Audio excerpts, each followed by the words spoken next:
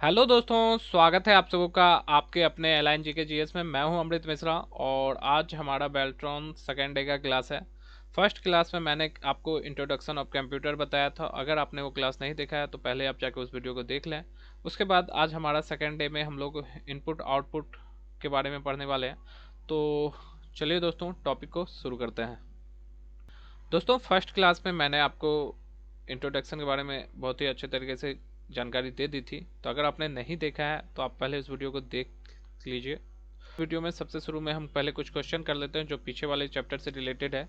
जैसे कि यहाँ पर आप देख सकते हैं, पहला क्वेश्चन है कंप्यूटर द्वारा संपन्न किए जाने वाले 5 मूलभूत कार्य कौन कौन से हैं। तो देखिए, सबसे पहले जो कंप्यूटर में हम कोई डाटा डालते हैं, यानी कंप्यूटर में हम इनपुट करते हैं। उसके बाद दोस्तों, कंप्यूटर उस डाटा को स्टोर करता है, यानी कंप्यूटर में डाटा स्टोरेज भी होता है। इसके अलावा जो डाटा हमें ज़रूरी होता है उसे वो आउटपुट के रूप में देता भी है। इसके अलावा और इसमें क्या काम होता है, तो स्टोरेज के अलावा इसमें जो अन्य कार्य हैं वो हैं, जैसे कि आपका संसाधन के रूप में कंप्यूटर कार्य करता है। इसके अलावा और जो ये काम करता है नियंत्रण के रूप में। तो कंप्यूटर जो है, कंप्यूटर द्वारा किए जाने वाले 5 मूलभूत कार्य हैं: इनपुट, स्टोरेज, आउटपुट, संशोधन और नियंत्रण। ये पांचों जो है कंप्यूटर के द्वारा किए जाने वाले कार्य हैं। इसके अलावा पिछले वीडियो में मैंने आपको बताया था ALU, CU और CPU में क्या अंतर है। अगर आपने नहीं देखा है तो प्लीज़ आप जाके देख लीजिए। मैं अभी आपको बता देता हूँ कि ALU और CU को मिला के ही CPU बनता है दोस्तों। ALU का फुल फॉर्म होता है अर्थमेटिक लॉजिक यूनिट, जिसमें मैथमेटिकल डाटा का प्रोसेसिंग होता है। CU का फुल फॉर्म होता है कंट्रोल यूनिट, जिसमें सभी प्रकार के जो डाटा है उसका नियंत्रण किया जाता है। और जो CPU है, CPU का पूरा नाम होता है सेंट्रल प्रोसेसिंग यूनिट, जिनमें 3 चीज़ मेनली होते हैं। तो उसमें से 2 तो आपके यही हो गए, ALU और CU। तीसरा हो गया दोस्तों आपका MU, जो कि आपको पीछे में यहाँ पे नज़र भी आ जाएगा दोस्तों। ये आप देख सकते हैं, ये CPU है। और इसमें आप देख सकते हैं कि कंट्रोल यूनिट, मेमोरी यूनिट और अर्थमेटिक लॉजिक यूनिट, इन तीनों को मिला के जो बन रहा है ये ब्लॉक, ये CPU का ब्लॉक है। तो उम्मीद है कि आपको समझ में आ गया होगा। और उसके बाद हम बात करते हैं कि अंक गणित तथा तार्किक कार्यों को संपन्न करने वाले यूनिट को क्या कहा जाता है। इसमें आपसे पूछा जा रहा है कि मैथमेटिकल डाटा के प्रोसेसिंग, तो पहले इसका जवाब आपको मालूम है, ALU का फुल फॉर्म ही होता है अर्थमेटिक लॉजिक यूनिट। तो अर्थमेटिक लॉजिक यूनिट ALU का फुल फॉर्म होता है। इसके अलावा ALU और CU के संयुक्त रूप को क्या कहते हैं, तो ALU और CU के संयुक्त रूप को CPU कहा जाता है। क्वेश्चन है हमारा, उपयोगी जानकारी प्राप्त करने के लिए डाटा से परिणाम प्राप्त करने की प्रक्रिया को कहते हैं, आउटपुट कहते हैं दोस्तों। तो ये हमने आपके कुछ क्वेश्चन जो थे उसके जवाब दे दिए। अब हम आगे बढ़ेंगे। तो आज हमें सबसे पहले पढ़ना है पेरिफेरल डिवाइस। पेरिफेरल डिवाइस क्या होता है, तो दोस्तों कंप्यूटर जो है वो बहुत सारे पार्ट से मिलकर बनता है, जैसे कि CPU, कीबोर्ड, माउस। तो ये सारे डिवाइस जो हैं, यानी कि कंप्यूटर का स्ट्रक्चर में ही सिंपल सी बात है, बहुत सारे डिवाइस आपको देखने के लिए मिल जाता है और इन सारे डिवाइस से ही कंप्यूटर का निर्माण होता है। तो जिन डिवाइस के द्वारा कंप्यूटर का निर्माण होता है उसी को पेरिफेरल डिवाइस कहते हैं। तो आप यहाँ देख सकते हैं, यहाँ पर डिफिनेशन भी दिया हुआ है। परिधीय उपकरण कंप्यूटर में बाह्य रूप से जोड़े जाते हैं, कुछ विशेष क्रियाओं को कार्यान्वित करने के लिए इनका उपयोग किया जाता है। और इनका जो है वो टाइप्स भी दिया गया है, जैसे अगर वो इनपुट के लिए यूज हो रहे हैं तो उन्हें इनपुट डिवाइस कहा जाएगा, अगर उसके द्वारा डाटा बाहर आ रहा है तो वो आउटपुट डिवाइस होगा। इसके अलावा कुछ अन्य उपकरण भी होते हैं। तो चलिए देख लेते हैं इसमें कौन कौन से उपकरण आ रहे हैं। तो सबसे पहले यहाँ पे आप देख सकते हैं, आराम से देखिए।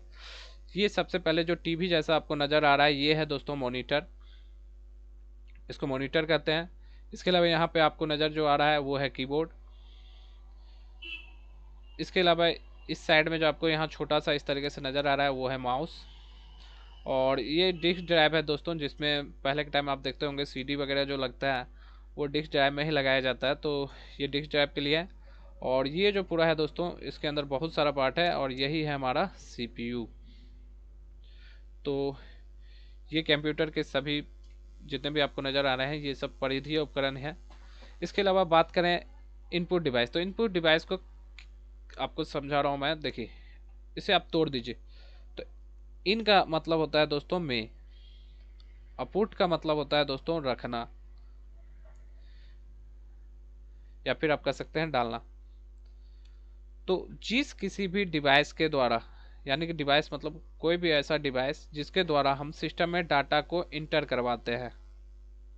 तो जिस डिवाइस के द्वारा सिस्टम में डाटा इंटर होता है उसको इनपुट डिवाइस कहा जाता है। जैसे कि पहले तो मैंने आपको पिछले वीडियो में बताया डाटा क्या है। तो डाटा क्या होता है, मैंने बताया था कि जितने भी अल्फ़ाबेट हैं, नंबर्स हैं, ये सभी डाटा है। तो आप खुद ही दिमाग लगाइए कि अल्फ़ाबेट, नंबर्स या फिर कोई पिक्चर वगैरह कहाँ आपको देखने के लिए मिलता है। तो आप कह सकते हैं कि अल्फ़ाबेट, नंबर वगैरह जो है, यानी ABCD के अक्षर को अल्फ़ाबेट कहते हैं, और ये नंबर वगैरह जो है आपको कीबोर्ड पे देखने के लिए मिलता है। तो कीबोर्ड एक इनपुट डिवाइस है, क्योंकि इसके द्वारा डाटा को हम कंप्यूटर में इन करवाते हैं। उसी तरीके से पिक्चर जो है, आप माउस की मदद से आप कोई भी पिक्चर वगैरह बना सकते हैं। तो माउस भी हमारा इनपुट डिवाइस है। किसी भी डिवाइस के द्वारा सिस्टम में डाटा को इन करवाया जाता है उसे इनपुट डिवाइस कहा जाता है। सिंपल लैंग्वेजों में इनपुट डिवाइस का डिफिनेशन यही है। अब यहाँ पे आप देख सकते हैं कि सबसे पहले आपको उदाहरण दिया गया कीबोर्ड। कीबोर्ड एक इनपुट डिवाइस है क्योंकि इसके द्वारा हम डाटा डालते हैं। माउस भी हमारा इनपुट डिवाइस है। इसके अलावा लाइट पेन जो है दोस्तों, पहले यूज में आता था, तो इसे भी सिंपल सी बात है इनपुट डिवाइस ही माना जाता है। और अभी भी जो मैं लिख रहा हूँ वो पेन टैप की मदद से, तो ये भी दोस्तों हमारा इनपुट डिवाइस ही है। इसके अलावा दोस्तों बात करें ऑप्टिकल स्कैनर, तो ये भी इनपुट है। तो स्कैनर दोस्तों, अगर आपसे एग्जाम में स्कैनर पूछता है तो स्कैनर हमारा जो है वो इनपुट डिवाइस है, लेकिन अगर प्रिंटर पूछता है तो प्रिंटर हमारा आउटपुट डिवाइस होता है। इसके अलावा बात करें टच स्क्रीन, तो टच स्क्रीन जो है, तो टच स्क्रीन कोई भी दोस्तों आपका इनपुट होगा, क्योंकि आप उससे छूकर उसमें डाटा प्रविष्ट कर लेते हैं। इसके अलावा दोस्तों माइक्रोफोन, तो अभी जैसे वीडियो बना रहा हूँ तो यहाँ पे आप देख सकते हैं माइक्रोफोन लगा हुआ है। तो माइक्रोफोन का यूज ही दोस्तों इस इनपुट डिवाइस के लिए होता है। और इसके अलावा दोस्तों बात करें ट्रैक बॉल, तो ट्रैक बॉल भी इनपुट डिवाइस है। तो ये सारे जहाँ इतने उदाहरण जो आपको सामने में लिखे हुए हैं ये सभी इनपुट डिवाइस है, आप इसे नोट कर लीजिएगा अच्छे तरीके से। इसके बाद बात करें कीबोर्ड, तो दोस्तों सबसे ज़्यादा अगर अभी वर्तमान समय में कोई कीबोर्ड यूज हो रहा है तो वो है क्वेट्री कीबोर्ड। अब क्वेट्री कीबोर्ड क्यों खास बात है, आपको इसको समझना होगा, क्योंकि इसमें सारे अल्फ़ाबेट खोल के हैं। अगर अभी से कुछ दिन पहले अगर आपने छोटे वाले मोबाइल फ़ोन देखे होंगे तो उसमें क्या होता था कि एक ही बटन में तीन तीन अल्फ़ाबेट आपको देखने के लिए मिलते थे। जैसे एक बटन में ABC अल्फ़ाबेट रहेगा, फिर अगले में DEF रहेगा, फिर इसी तरीके से नीचे में JKLMNO। यानी कि अगर हमें किसी का नाम लिखना है O दबा के, तो हमें 3 बार उस बटन को प्रेस करने पे वो बटन टाइप होता था। तो ये तो इसमें बहुत ज़्यादा टाइम लगता था। तो आजकल मोबाइल फ़ोन में भी आपको क्वेट्री कीबोर्ड ही देखने के लिए मिलता है। इसमें क्या होता है कि सिंपल सी बात है, आपके सारे अल्फ़ाबेट आपके सामने में पूरे खुल के आते हैं और आप इजीली टाइप कर पाते हैं। तो अभी जो वर्तमान में सबसे अधिक प्रयोग किया जाने वाला कीबोर्ड है वो है क्वेट्री कीबोर्ड, क्योंकि इसका स्टार्टिंग का जो लेटर होता है वही होता है QWERTY, इसलिए इसे क्वेट्री कीबोर्ड के नाम से जाना जाता है। इसमें सिंपल सी बात है नॉर्मली 104 बटन होते हैं और वर्तमान में अभी 105 बटन है। तो आप ऑप्शन देख लीजिएगा। इसके अलावा इन कीबोर्ड में कर्सर को नियंत्रित करने वाली कुंजियों को 2 जगह पर रखा गया है ताकि न्यूमेरिकल कीपैड आसानी से उपयोग किया जा सके। तो कर्सर को नियंत्रित करने वाली कुंजी जो है उसे 2 जगह पर रखा गया है ताकि आप न्यूमेरिकल कीपैड को आसानी से उपयोग कर लें। तो एक तो हम ये जो न्यूमेरिकल कीपैड है इससे भी चाहें तो कर्सर चला सकते हैं। मैं आपको बता दूंगा एक वीडियो में कि इसे किस तरीके से चलाया जाता है। इसके मदद से जो हमारा कर्सर है उसे हम मूव कर सकते हैं, और यहाँ पर भी आपको एरो दिए गए हैं, इसके मदद से भी आप मूव कर सकते हैं। तो उम्मीद है कि आपको ये बात समझ में आ गई होगी। इस PDF में कीबोर्ड के बारे में ज़्यादा डिटेल और है नहीं, फिर भी मैं आपको इन शॉर्ट में और कुछ डिटेल दे देता हूँ जो आपको मेरे ख्याल से याद रहना चाहिए। जैसे कि अगर आपसे पूछता है कि कीबोर्ड का लार्जेस्ट की कौन सा है, यानी कीबोर्ड का सबसे बड़ा की कौन सा होता है, तो लार्जेस्ट की ऑफ द कीबोर्ड जो होता है वो स्पेस बार होता है दोस्तों, यानी कि स्पेस देने के लिए जो हम यूज करते हैं, जो कि यहाँ पे आपको नज़र आ रहा होगा। तो ये जो की है दोस्तों वो स्पेस बार की है। कीबोर्ड का सबसे बड़ा बटन यही होता है। इसके अलावा जैसे अगर हमें कुछ कैंसिल करना है तो ESC जो बटन होता है एस्केप के नाम से जाना जाता है। सबसे पहला बटन यही होता है कीबोर्ड के ऊपर में, तो इससे किसी भी चीज़ को आप कैंसिल कर सकते हैं। इसके अलावा सबसे ऊपर में जो रॉ नज़र आता है यहाँ से लेके यहाँ तक, वो F1 से लेके F12 तक बटन नज़र आएगा आपको। तो F1 से लेके F12 तक जो की है इसे फंक्शन की के नाम से जाना जाता है।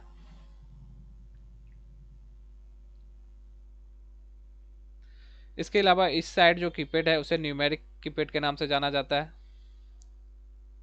क्योंकि इसमें सिर्फ नंबर ही है।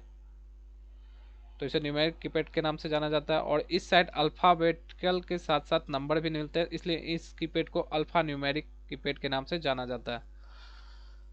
तो ये मोटा मोटी कुछ जानकारी आपको रहनी चाहिए। इसके अलावा अब हम आगे बढ़ते हैं माउस के बारे में। तो माउस जो है दोस्तों,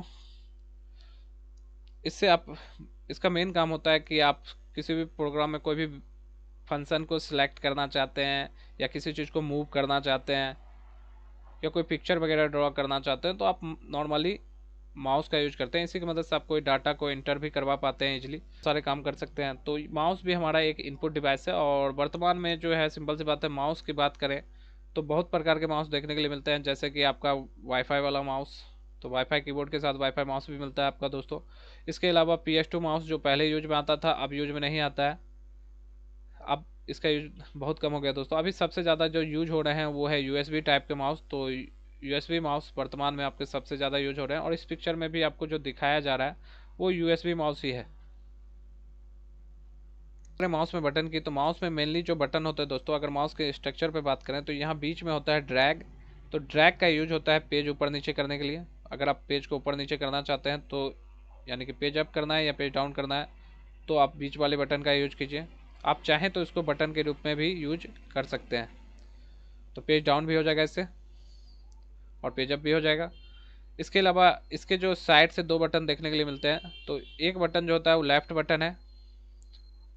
तो नॉर्मली लेफ्ट बटन का यूज ही हम लोग किसी चीज़ को सिलेक्ट करने के लिए करते हैं, और डबल क्लिक करके हम उस चीज़ को ओपन भी कर देते हैं। ये राइट क्लिक है दोस्तों।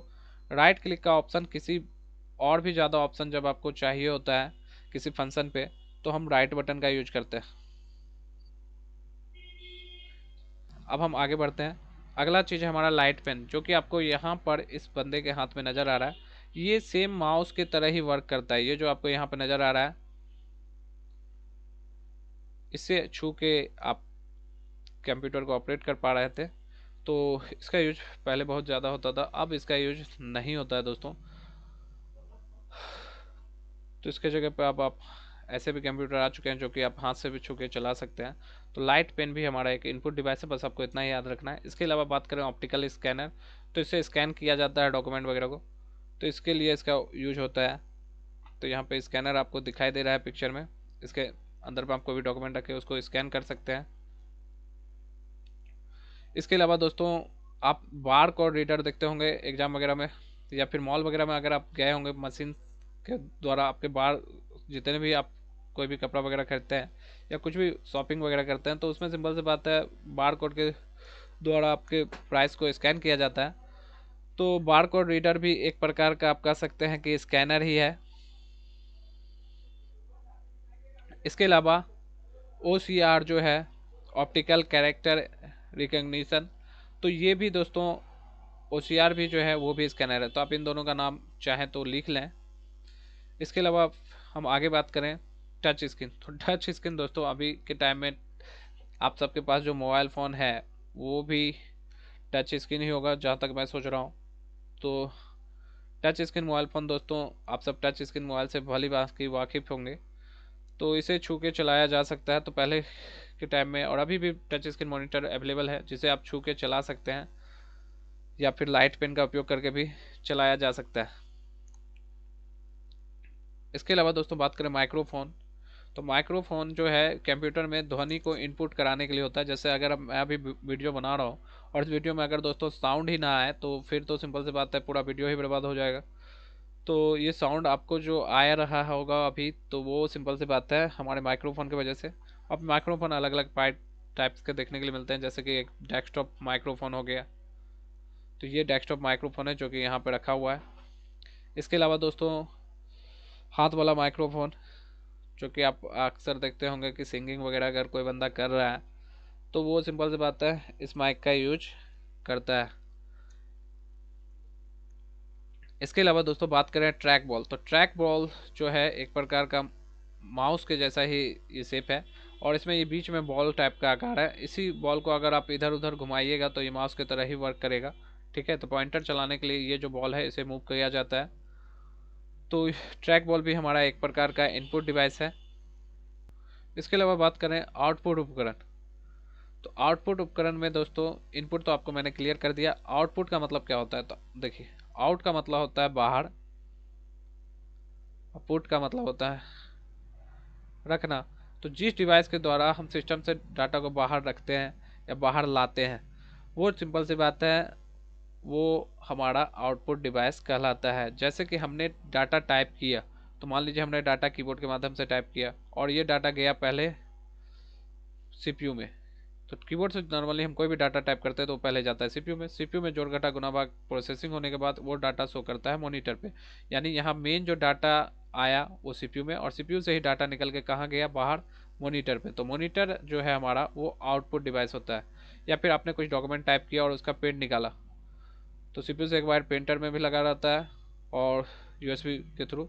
और सिंपल सी बात है, इससे जो है डाटा प्रिंट होकर बाहर निकलता है। तो डाटा प्रिंट होकर बाहर निकलता है, इसलिए प्रिंटर भी हमारा आउटपुट डिवाइस ही होता है। इसके अलावा जैसे अभी अगर आपको एक सॉन्ग वगैरह प्ले करते हैं, तो जो स्पीकर के माध्यम से आपको जो साउंड बाहर सुनाई दे रहा है, वो आपका स्पीकर भी आउटपुट डिवाइस ही है। तो यहाँ पर कुछ दिए भी हैं, जैसे कि आप देख सकते हैं मॉनिटर, प्रिंटर, प्लॉटर, स्पीकर, ये सभी जो है दोस्तों वो आउटपुट डिवाइस हैं। जैसा कि यहाँ पर आपको मॉनिटर के बारे में दिया गया है, तो चलिए देखते हैं मॉनिटर के बारे में।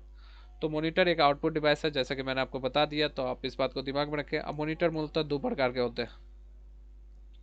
तो मॉनिटर दो प्रकार के कौन कौन से, एक है सीआरटी मॉनिटर, दूसरा है एलसीडी मॉनिटर। सीआरटी मॉनिटर जो है दोस्तों वो पहले के टाइम में ओल्ड वर्जन में कंप्यूटर में यूज हो रहा था, और हमारे पास अभी भी होगा क्योंकि हमारा रिपेयरिंग का भी इंस्टीट्यूट है। तो सिंपल सी बात है, आपको ये मॉनिटर भी देखने के लिए मिल जाएगा। और इसके अलावा दोस्तों बात करें एलसीडी मॉनिटर, तो ये ज़्यादा चल रहा है, और अभी एलसीडी मॉनिटर से भी ज़्यादा चल रहा है एलईडी मॉनिटर, जो कि इससे भी पतला और इसकी पिक्चर क्वालिटी इससे और अच्छी है। तो सीआरटी मॉनिटर में क्या खास बात है उसके बारे में थोड़ा सा आप जानकारी ले लें। सीआरटी का फुल फॉर्म होता है कैथोड रे ट्यूब। तो सबसे पहले तो आप इसके फुल फॉर्म को लिख लें अगर आप कॉपी लेके बैठे हुए हैं तो। इसके अलावा आप देख सकते हैं कि ये एक विशेष प्रकार का मॉनिटर जो कि डेस्कटॉप कंप्यूटर पर देखते हैं, यह एक टेलीविजन की तरह ही दिखता है। पहले के टाइम में टेलीविजन भी सेम ऐसा ही दिखता था, इसमें कोई भी बात नहीं है। इसमें बड़ी बड़ी वैक्यूम ट्यूब का यूज किया जाता है। तो आगे मैं कंप्यूटर जनरेशन पढ़ाऊंगा, उसमें वैक्यूम ट्यूब्स के बारे में भी मैं आपको बताऊंगा, और इसलिए इसे कैथोड रे ट्यूब कहा जाता है, जिसे शॉर्ट में आप सीआरटी कहते हैं। तो इसका फुल फॉर्म याद रखना है आपको। इसके बाद बात करें एलसीडी, तो एलसीडी का फुल फॉर्म होता है लिक्विड क्रिस्टल डिस्प्ले। और मैंने बताया था एलईडी जो चल रहा है तो वो होता है लाइट इमिटिंग डायोड, तो उसको भी आपको याद रखना है। प्रकार के मॉनिटर को फ्लैट पैनल मॉनिटर भी कहते हैं, यानी कि ये आप देख सकते हैं दोनों में अंतर क्या है। ये आपको बहुत ही भारी भरकम आकार में नजर आएगा, और ये एकदम फ्लैट है, पतला। ये मोटका आदमी, ये पतला आदमी, ठीक है। तो इस तरीके से भी आप दिमाग में रख सकते हैं इस चीज़ को। और यहाँ पर इसका फुल फॉर्म दिया हुआ है आपको, लिक्विड क्रिस्टल डिस्प्ले एलसीडी का फुल फॉर्म होता है, तो आपको इसे भी याद रखना है। अब बात करें कि मॉनिटर की क्षमताओं के बारे में बात करें, तो यहाँ देखिए मॉनिटर का जो नॉर्मली जो रिजोल्यूशन होता है वो 800x600 होता है।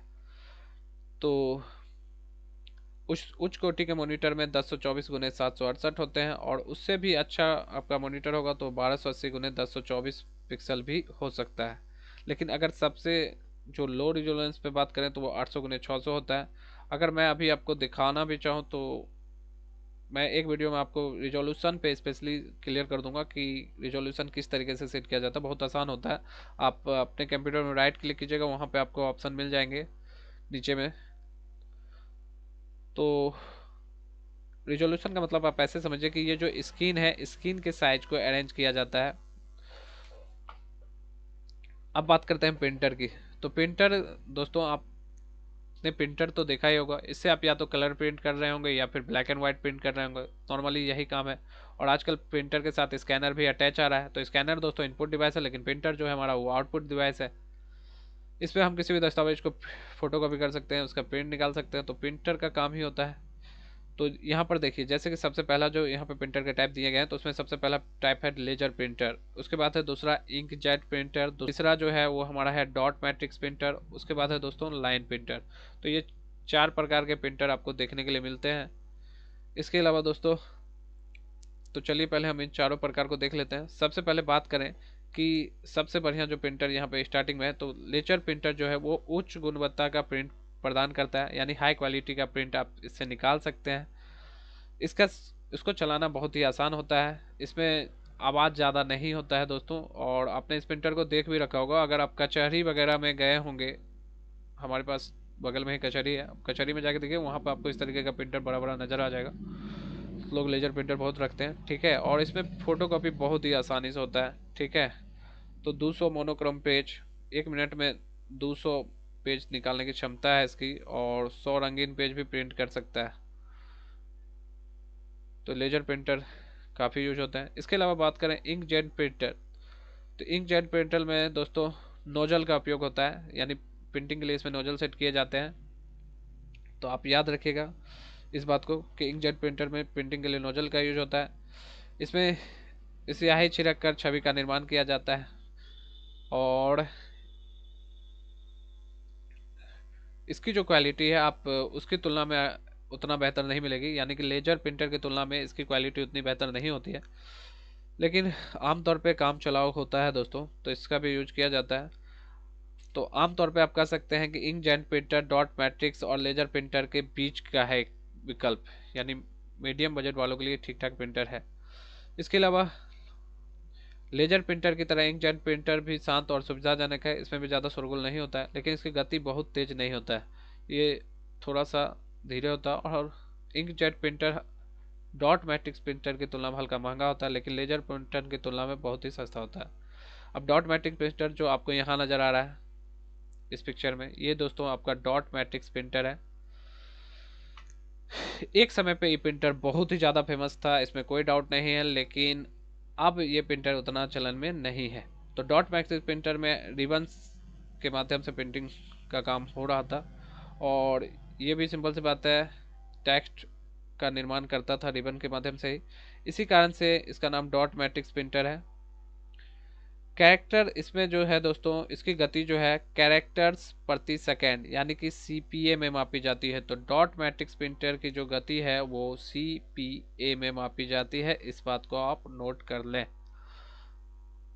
इसके अलावा दोस्तों बात करें लाइन प्रिंटर की, तो लाइन प्रिंटर जो है हमारा सामान्यतः विशाल कंप्यूटर के साथ इसका यूज किया जाता है, तो डाटा प्रोसेसिंग के लिए इसका यूज होता है। और इसमें प्रति मिनट लगभग 100 से 3800 लाइन प्रिंट करने की क्षमता है इसकी।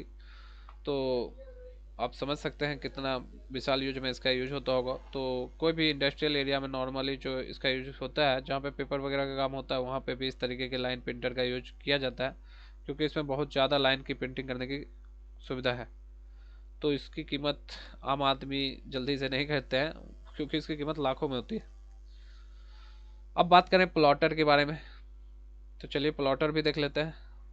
प्लॉटर भी एक प्रकार का आउटपुट डिवाइस ही है, जो कि प्रिंटर की तरह ही कागज़ पर चित्रों का निर्माण करता है। बड़े बड़े जो आप स्टिकर वगैरह देखते हैं वो प्लॉटर के माध्यम से ही प्रिंट होते हैं। आप फ्लैक्स वगैरह का मशीन अगर देखे होंगे तो आपके दिमाग में होगा ये चीज़। तो इसी टाइप का और भी मशीन आते हैं जो कि प्लॉटर के नाम से जाने जाते हैं। जैसे इसका यूज कहाँ होता है, तो भवनों के निर्माण योजनाएं, जैसे कि ब्लूप्रिंट वगैरह के लिए होता है, तो ब्लूप्रिंट वगैरह तैयार करने के लिए प्लॉटर का यूज किया जाता है। इसके अलावा दोस्तों इसमें विभिन्न रंग के पेन्स की श्रृंखला रोबोटिक आर्म प्लॉटर्स के ही भाग हैं। प्लॉटर जो है सिंपल सी बात है, सीधी रेखा की श्रृंखला बनाते हुए वक्र रेखा का निर्माण करता है। तो ये प्रिंटिंग से जुड़ी हुई बात है। इसके अलावा दोस्तों बात करें, प्लॉटर सामान्यतः रूप से दो डिजाइन में आते हैं, एक होता है फ्लैट बेड और दूसरा होता है ड्रम। फ्लैट बेड जो होता है वो छोटे प्लॉटर होते हैं जिन्हें मेज पर रखा जाता है, इनमें कागज के आकार की सीमा होती है। लेकिन जो ड्रम होता है या बड़े आकार के होते हैं, असीमित यानी कि असीमित लंबाई के कागज के रोल का उपयोग किया जाता है इसमें, तो आपने ये भी देखा ही होगा। इसके अलावा दोस्तों बात करें स्पीकर, तो स्पीकर हमारा आउटपुट डिवाइस है, जैसे कि मैंने आपको बताया था, और इससे आप कोई भी संगीत वगैरह अगर आप बजाते हैं तो वो अगर आपको सुनाई दे रहा है, चाहे वो आपके मोबाइल से ही क्यों ना हो, तो वो आउटपुट डिवाइस के माध्यम से ही आपको सुनाई दे रहा है दोस्तों। तो आप यहाँ पर निम्नलिखित सही है या गलत आपसे ये पूछा जा रहा है। तो अगर आपने अभी वाले जो चैप्टर पढ़ लिया है और आपको इस पर कोई दिक्कत नहीं है, तो आप मुझे इन सारे सवालों के जवाब दीजिए। ऑप्शन में आपको इसके जवाब मैं आपको कल दे दूंगा, लेकिन आपको पहले अभी कमेंट करके मुझे बताना होगा कि क्या माउस एक आउटपुट उपकरण है, आपको अपना जवाब सही या गलत में देना है। तो आप अपना जवाब इस तरीके भी लिख सकते हैं कि पहला क्या आपको सही लगता है तो आप सही लिख दीजिए, गलत लगता है तो आप, अगर सही लगता है तो आर लिख दीजिए, अगर गलत लगता है तो रॉन्ग लिख दीजिए।